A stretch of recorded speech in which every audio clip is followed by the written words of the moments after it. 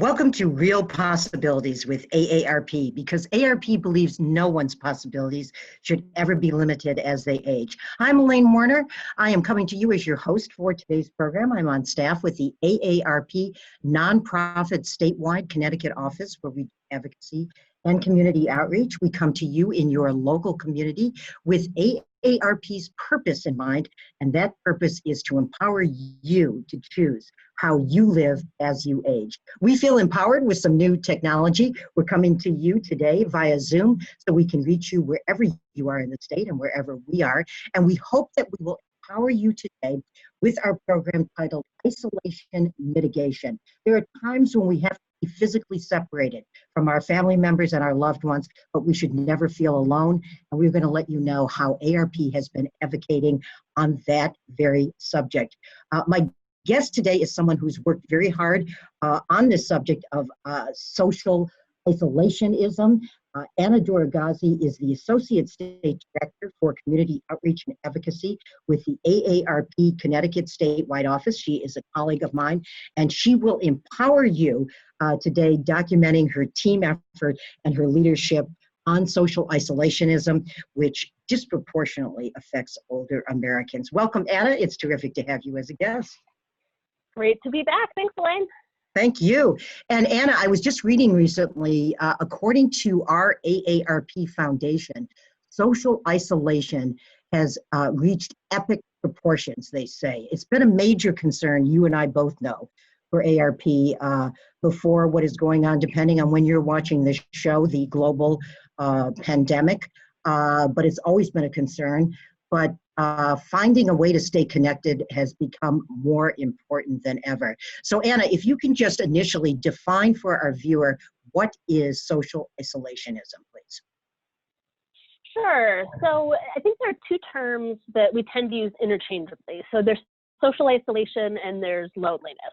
So one of these, loneliness, is a little more subjective. Social isolation is a bit more objective. So I'll start with social isolation. So social isolation is sort of the objective state where a person does not have a lot of contacts. So you might be socially isolated if you live alone, don't have roommates, aren't connected to your neighbors and your communities, maybe you're retired, aren't volunteering. Loneliness doesn't necessarily have to do with social isolation. It does a lot of times. People who are socially isolated do tend to be lonelier. But I think a lot of us have had the experience of being lonely in a crowd. So loneliness is more of that personal experience of, do you feel connected to the people around you? Do you have those connections? Do you have that support? And those feelings of connectedness in your life. Good. Thanks for getting that in perspective for us, Anna. And I know of late you have some personal stories. You have spoken to ARP members. You've spoken to residents of the state of Connecticut that have informed you on this very subject. And I've heard you say, use adjectives and adverbs like compelling and heartbreaking even. How have these personal stories that you've heard, Anna, informed you on this issue? Yeah, so to add a little context to the conversation, I think we've talked about loneliness and social isolation, at AARP for a long time. It's an issue that we know that a lot of older adults face. And increasingly, they're saying even younger adults, people in their 20s and 30s, are experiencing higher levels of social isolation and loneliness.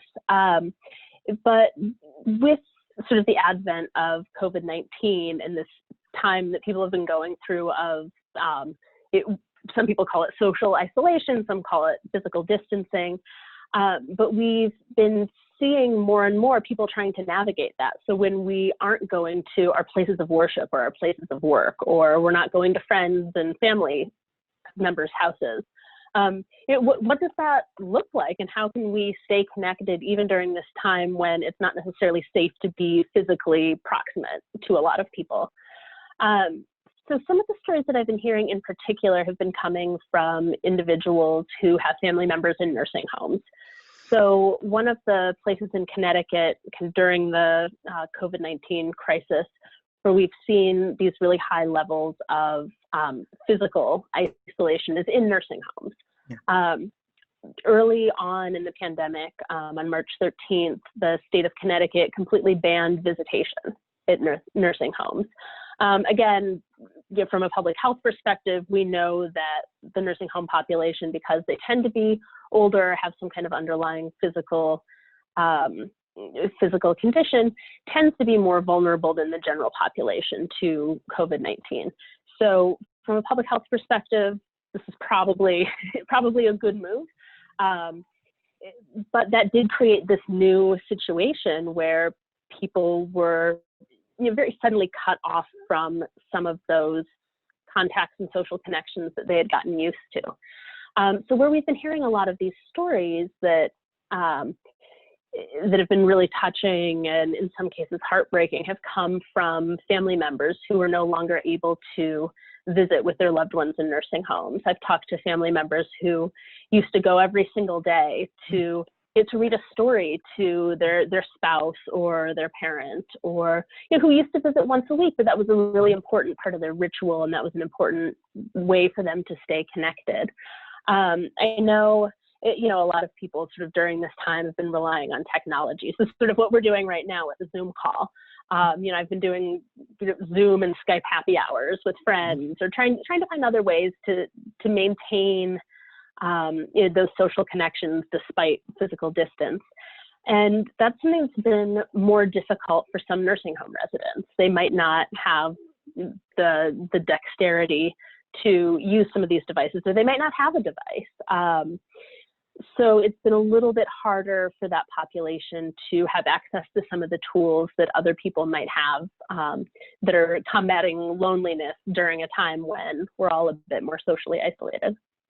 Well, and also depending on the state of one's illness, say in a nursing home, this whole situation can be discombobulating in a sense of, not having that contact becomes more exacerbated just by the fact of what's going on with this whole pandemic that we're talking about right now. If you're just tuning in, you're watching Real Possibilities with AARP Connecticut. Our subject matter today is isolation mitigation and how the new situation in the world, in our country, in our state, we're talking about has created distance for our family members and loved ones, and the need to get back to loving each other in new and different ways and connecting with each other in new ways. My guest is Anna Doragazi. She's on staff with the AARP Connecticut statewide office. And Anna, you have been leading the charge as one of our associate state directors for advocacy. Tell our viewers a little bit more specifically on a legislative level, and more specifically on virtual visitation, iPads, grant programs, the list goes on and on. What has AARP advocacy been up to on this subject? Sure. So I've heard some people kind of jokingly refer to, BC being before coronavirus and then after coronavirus. So even in AARP Connecticut's, BC before coronavirus world, we were looking at the issue of how do we help nursing home residents stay connected to their families? And there were two pieces of legislation that we weighed in on, BC, kind of before the pandemic really took hold in Connecticut.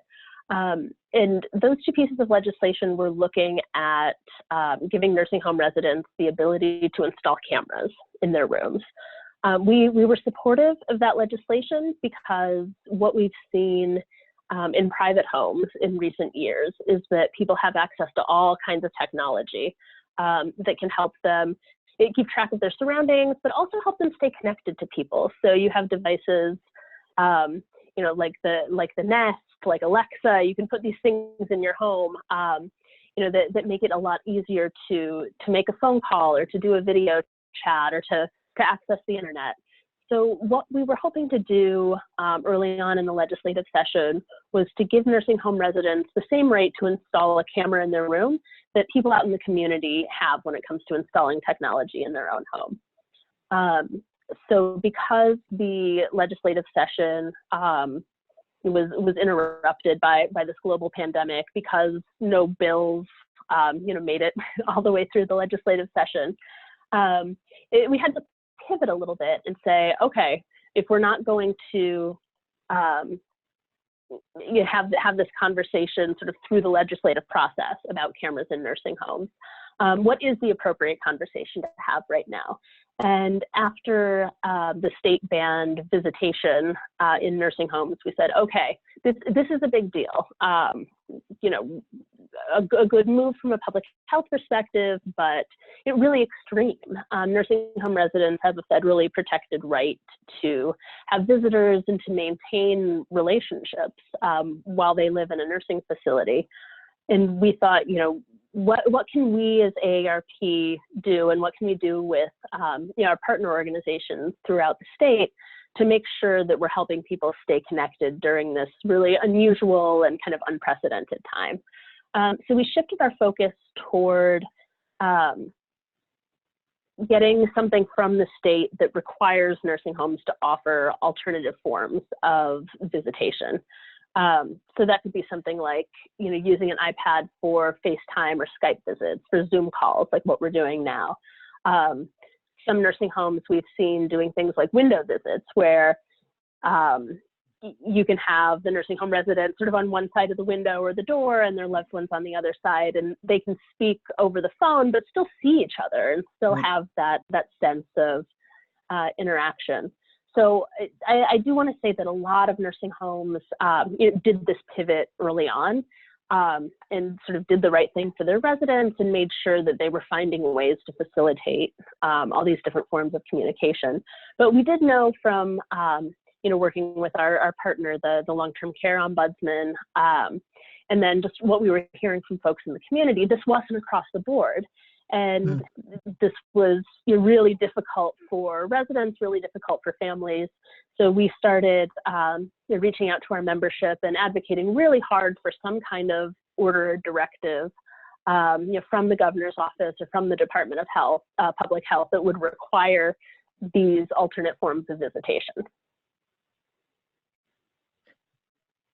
Great, and that advocacy is so terrific, and of course we're going to talk about it before the show is over. You really have enlisted AARP volunteers in this process, as well as the community. We're going to tell you how you can become an activist also, because my understanding is you had hundreds of petitions that were sent to the governor and leaders in the state on this very subject of virtual visitation in nursing homes, long-term care facilities, etc. So, you know, we always like to thank people when they do good things. And my understanding is, as of the taping of this show in May of 2020, that we do have something to thank the governor for on the good leadership that you've done with the long-term care ombudsman office, our volunteers, and others. So what are we thanking the governor for at this point in time on that subject?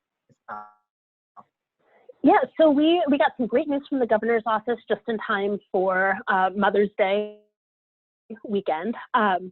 So the Department of Public Health did a great thing, which was to purchase, my understanding is, more than 800 iPads, which were then distributed to the 213 nursing homes throughout the state. And this is just to make sure that those nursing facilities have the tools that they need to offer this kind of visitation to residents and to their loved ones out in the community. So that was fantastic. That was the Friday right before Mother's Day that all of these iPads were distributed to nursing facilities. And then the Department of Public Health the very next day followed up with a public health order that said, you know, all nursing facilities are expected to offer some kind of alternative visitation, whether it's using the iPads for FaceTime, for Zoom, for whatever tech platform they want to use. They're also required to work with residents and their family members or their other loved ones out in the community to schedule times for these visits. You know, to really make sure that these are done at times that are convenient, that are going to work for the family, that are going to help not just the residents, but again, their loved ones out in the community who really miss them, who really want to stay connected to them. There was also a requirement in that order you know, that mentioned these window visits. So if that's another option, that nursing homes could pursue that as well. So we were really, really pleased that the Department of Public Health and Governor Lamont's administration took that step to require this, because again, we knew that a lot of nursing homes were doing this. It's just a matter of having a little bit of a stick and carrot, so that there was something that residents and their family members could point to say, you know what, my nursing facility is not doing this. We know that it's a requirement, and there was some language built into that order that said, if this isn't happening, contact the long-term care ombudsman's office, and they will, think through, why isn't this happening? What else can we do? How can we make this happen? We don't want to be punitive. We just want it to happen because it's so important for residents. And I want to congratulate you, Anna. What a win-win-win for our state, particularly for the residents of the nursing homes, assisted living facilities, et cetera, that, of course, physical connection is the best way to give a hug, to your family member or your loved one or your friend. But obviously, we have to compensate, so to speak, in the meantime. So what a wonderful win for the residents, and applaud your efforts and our great volunteers. We're going to talk about the long-term care ombudsman's office and your partnership with them in just a moment, but what's happening on the national level also, Anna, on this subject? I read something about broadband access and the National ARP office. Yeah, so the situation in terms of connectivity looks different in different states. It's great that we can be talking about using your iPad or your cell phone to stay connected to folks. But if you don't have access to high-speed internet, it's going to be a lot harder to use some of these tools. So we've done some work around municipal gain and broadband access here in Connecticut. Making sure that rural and underserved communities are as connected as some of their urban or suburban counterparts. This is a big issue, in more rural states in particular. So nationwide, AARP has really been taking a look at this and saying, we have to have, as more and more of our lives move into this digital space, again, BC, before Corona, but especially now when so much of our lives have moved online, it's really important that we have equal access to high-speed internet wherever you are nationwide, not just in places where it's profitable for the companies that offer these services, but making sure that everyone is really able to participate in remote workplaces, make sure that they can connect to telehealth, make sure that they can stay connected to their loved ones. And I think, COVID-19 has just re-emphasized some of those disparities that we see between different communities, and re-energized our efforts to make sure that this happens so that everyone can stay connected. So it's certainly something we need in the future. It's like a crisis, as for some good things, sometimes that happens, for it to happen, that we will still be living in a virtual world on this subject, and in person as well. And I know you've also reached out to folks in the Connecticut General Assembly. Anything to comment on that with our state senators or our state representatives on this issue? Yeah, so a lot of our outreach to state reps has been on the issue of nursing homes and virtual visitation. And just across the board, we had really, really strong support on the Senate side, on the House side. All of the elected officials that we talked to about this issue got it. They said, I've experienced loneliness, I've experienced social isolation. We can't, let this happen to our constituents, to our friends, to our neighbors, to our family. So we had just really, really good support from legislators on this issue of virtual visitation and helping folks stay connected. Great. And I want to point out that the advocacy for ARP, we always work in a nonpartisan way, certainly an issue that connected a lot of people and their own personal experiences. Anna, you have mentioned the long-term care ombudsman program. I know they've been a partner with ARP, and they've been critical for this, our thanking of the governor and the Department of Public Health on helping to install a new situation to connect people in nursing homes to their loved ones. What define the long-term care ombudsman program and how they have partnered with AARP Connecticut?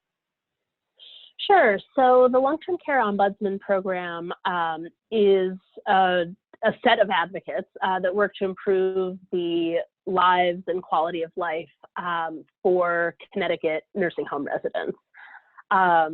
So it's just a phenomenal program, a really great group of folks led by the state long-term care ombudsman, Mairead Painter.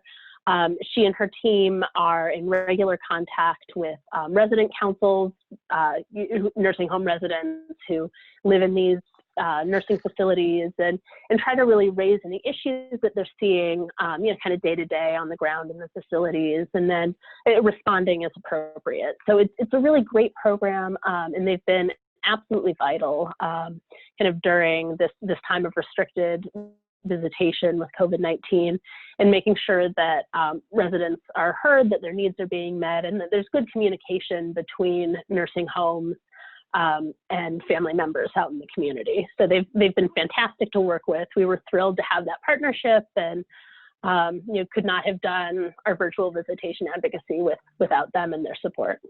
Yeah, terrific. And I want to point out that the information that they gather from residents is always strictly confidential. And also the execution of what we're talking about that the governor just instituted with virtual visitation. If there are issues or the nursing homes need help, the long-term care office is also the go-to place, right, for assisting on that as well. Yeah. Anna, yes, go ahead. I'm sorry. Oh, I was just going to make sure I kind of quickly throw out their phone number. So any Sure. nursing home residents or family members out in the community who have concerns, complaints, questions related to nursing homes. Again, not just related to COVID-19, but any issue that you encounter related to a nursing home. They can be contacted at 860-424-5200. Again, that number is 860-424-5200. Fantastic program. We love working with them, and they're always available to residents and their loved ones. And also, Anna, we're going to put up their website as well, so resources there. Also want to mention our website, arp.org/caregiving. Caregiving goes on in a pandemic, not in a pandemic. We always say so many people are living to be a longer age that whether we have been a caregiver, we'll likely be in need of caregiving. So it certainly is a subject that touches all of us. Again, that's www.arp.org/caregiving. Lots of resources there. And Anna, you and I both know about a new program that ARP has. It's ARP's Community Connections. We're throwing a lot of websites out, but they'll all be on the screen. www.arpcommunityconnections.org. What this is a mutual aid group. It's hundreds of volunteers are on board to handle calls to connect people in their local communities, whether it's picking up groceries, whether it might be finding out about financial assistance. And also, what I love about this, Anna, is if you just want a friendly voice from somebody, if you dial 1-888-281, let's see, 91, let me put my glasses on here for this site. It is 0145, that's 1-888-281-0145 is a friendly voice that someone can call you and connect with you. We will also have that in Spanish, so that's been a great resource for us as well. Anna, you have again engaged our volunteers in advocacy. Just briefly around this issue, what have you been doing with our volunteers, whether it's caregiving or social isolationism or physical distancing? How have our ARP volunteers been engaged? Sure. So you just mentioned this AARP Community Connections. There's so much good work going on, in a real grassroots way in a lot of communities throughout Connecticut and nationwide. And this platform from AARP kind of provides a single place where you can go and you can say, okay, are there mutual aid organizations operating in my town? That I can go to a single place and then be linked to all of these other resources. So that's terrific. I know, there's a really strong mutual aid group in Hartford that's completely volunteer run, completely, community-based. So AARP helping people in the community plug into those organizations is just tremendous.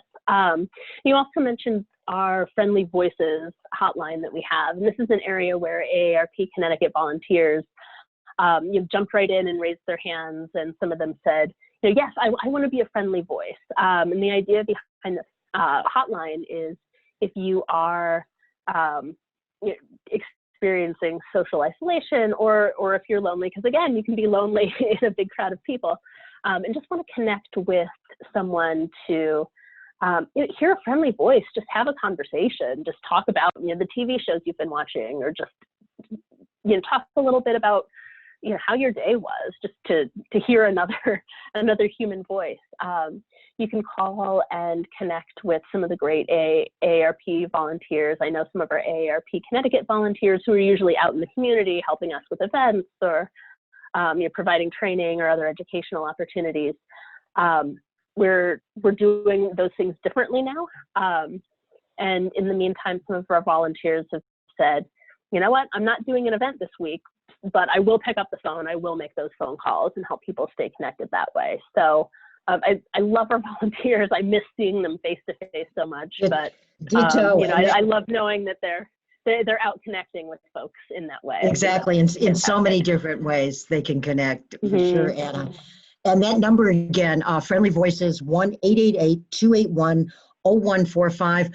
We also have at ARP, the ARP Caregiver Roadshow, where we bring resources out in the community. We're going to be doing some things virtually on that also. So hopefully you don't have to be in a crisis, but you can have tools and resources in advance. Again, arp.org/caregiving is another great resource. Anna, not much time to go, but I really want to zero in on absentee mail-in voting. That issue has come back to the forefront given this pandemic. If you can just touch on that and what's happening in Connecticut with that issue and why. Sure. So in Connecticut, we have certain state constitutional parameters around how voting is supposed to take place. We have a pretty restrictive policy when it comes to absentee voting.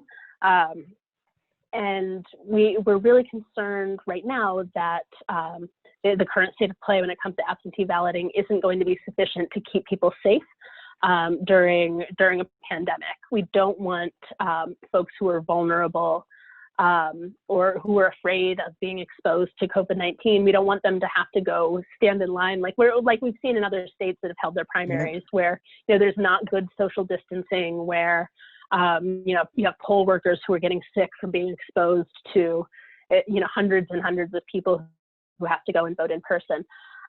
So there's a lot of good advocacy going on from the Secretary of State's office, from AARP Connecticut. And what we're asking for, and again, what a lot of other partners out in the community are asking for, is that we need COVID-19 to be taken into consideration when it comes to a reason why people should have access to an absentee ballot. Exactly, and more to come on that. We're going to educate the residents of Connecticut on that. Hey, Anna, time's up. Boy, so much to talk about here on isolation mitigation. Thanks for your leadership, your work, developing our great AARP Connecticut team. Again, you'll have websites on the screen, and I'm going to give you my information in just a second. But Anna, pleasure to work with you. We talk frequently and work together, but I always get some great takeaways. Thanks for your great leadership and your work on bringing our loved ones and our family members together during this unusual time. Thanks for being with us. Great. Thank you so much, Elaine. Thank you. And as a viewer, I just want to say to you, if you're a member of AARP, you're amongst some 600,000 in the state of Connecticut. We thank you for that. You're interested in volunteering as an advocate for caregiving, happy to talk to you, Elaine Warner, 860-548-3169, ewarner@aarp.org. We'll be back to see you soon in your community, and we appreciate you tuning in. Thanks for watching.